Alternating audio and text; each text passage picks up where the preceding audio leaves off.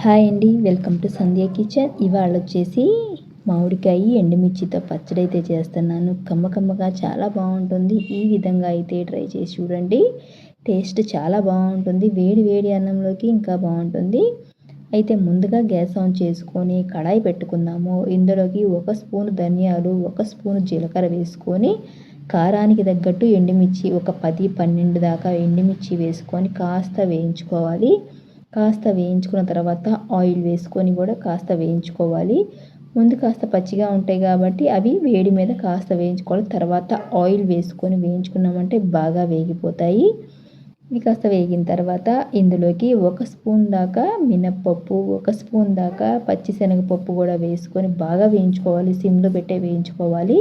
హైలో పెట్టామంటే మాడిపోతాయి. సిమ్లో పెట్టి బాగా వేయించుకోవాలి. ఈ విధంగా వేగిన తర్వాత ఒక 6-7 వెల్లుల్లిపాయ రెబ్బలు వేసుకొని గ్యాస్ ఆఫ్ చేసుకుందాము. ఇవి కాస్త వేడి ఆరిన తర్వాత ఇప్పుడు రోల్లో వేసి దంచుతున్నానండి. మీకు మిక్సీ జార్ ఉంటే వేసుకోవచ్చు. నేనైతే రోల్లో వేసి దంచుతున్నాను.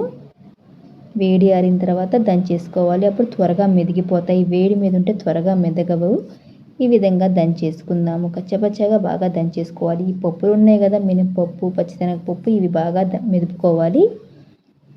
ఈ విధంగా దంచేసుకున్నాము కదా. ఇప్పుడు ఇది కాస్త దగ్గర కనుక్కున్న తర్వాత పచ్చి మామిడికాయ, ఒక మీడియం సైజు మామిడికాయ తీసుకొని పైన చెక్కు తీసేసి ముక్కలు వేసుకొని ఇవి బాగా దంచేసుకోవాలి. ఈ విధంగా పచ్చడి అయితే ట్రై చేయండి. కమ్మగా చాలా బాగుంటుంది. ఇప్పుడు ఇందులోకి రుచికి తగ్గట్టు ఉప్పు, ఒక పెద్ద సైజు ఉల్లిపాయ ఉంటుంది కదా, దాంట్లో సగం అయితే ముక్కలుగా కట్ చేసుకొని ఇందులోకి వేసుకొని ఇదంతా బాగా మెదిగిపోయేలాగా బాగా దంచేసుకోవాలి. అయితే ఫ్రెండ్స్, నేను చేసే వీడియోస్ కనుక మీకు నచ్చినట్టయితే లైక్ చేయండి, సబ్స్క్రైబ్ చేయండి. ఈ విధంగా దంచేసుకున్నాం కదా. ఇప్పుడు ఇదంతా బాగా దగ్గర కనుక్కోవాలి. ఉప్పు అయితే ఒకసారి చెక్ చేసుకోండి, సరిపోయిందో లేదో ఈ టైంలోనే చెక్ చేసుకుంటే బాగుంటుంది. ఇప్పుడు ఇదంతా దగ్గర కనుక్కున్న తర్వాత ఇప్పుడు మళ్ళీ గ్యాస్ ఆన్ చేసుకుందాము. గ్యాస్ ఆన్ చేసుకున్న తర్వాత మనం ఏ కడాయిలో మనము ఎండుమిర్చి వేయించుకున్నామో దాంట్లోనే ఒక గరిటెన్నర దాకా ఆయిల్ వేసుకొని ఆయిల్ వేడైన తర్వాత 2 స్పూన్ల దాకా ఒక మినప్పప్పు, జీలకర్ర, ఆవాలు వేసుకొని బాగా వేయించుకోవాలి. ఈ విధంగా వేగిన తర్వాత ఉల్లిపాయ ముక్కలండి, సగం ఉల్లిపాయ ముక్కల దాకా ఇందులోకి వేసుకొని కొంచెం బాగా వేయించుకోవాలి. ఈ విధంగా వేగిన తర్వాత సరిపోతుంది. ఇప్పుడు రోటీలోనే పచ్చడి ఉంది కాబట్టి ఇందులోకి తిరగమాత పెట్టేసుకున్నాం కదా, ఉల్లిపాయలు ఇదంతా ఇందులోకి వేసుకొని కలిపేసుకోవాలి. చూశారు కదా, ఎంతో సింపుల్గా పచ్చడి అయితే రెడీ అయిపోయినట్లే.